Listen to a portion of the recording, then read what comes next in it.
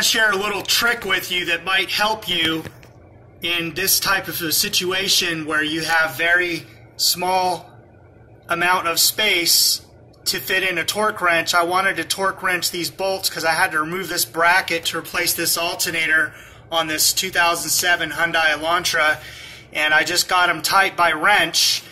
And when I was out on a mobile service call doing this job the other day, and I wasn't really happy with how tight they were, and the customer needed new belts. So as you can see, there's a brand new belt on there. So I told him to bring it over to my shop, and I did the belts, and then I thought, well, this will be a perfect opportunity for me to find a way to, with the tools that I have in my toolbox, to get these two 12mm bolts tight.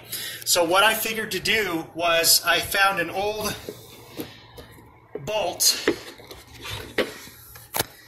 and I stuck another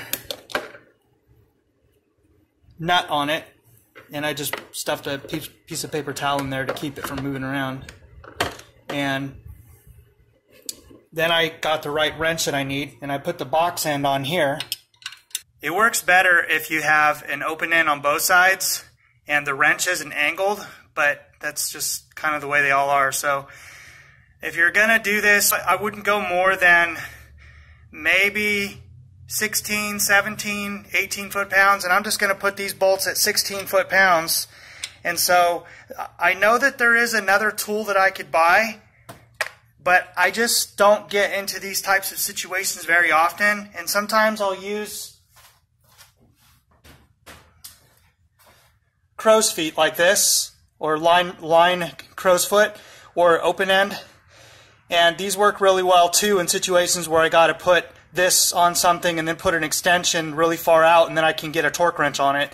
So crow's feet really do help for torquing. Low torque, maybe up, if you use the larger ones, maybe you can go a little bit higher torque, but on these smaller sizes, I wouldn't go more than like 20 foot-pounds.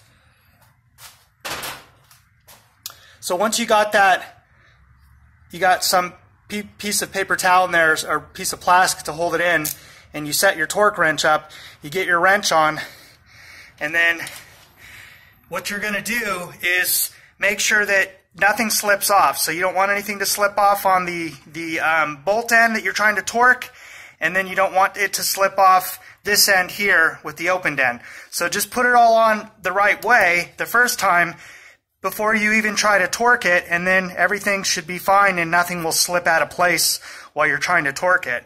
So I'll show you now on camera.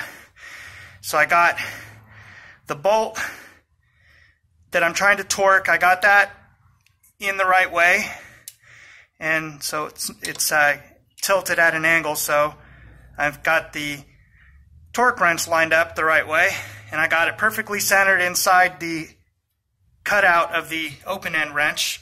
And so now I'm just going to torque it.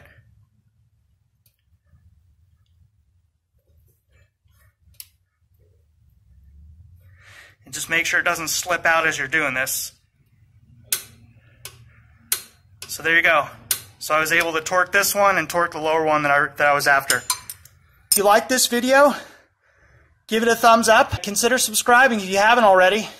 I make lots of good, useful videos like this, and I post every Monday. Thanks for watching. See you on the next one.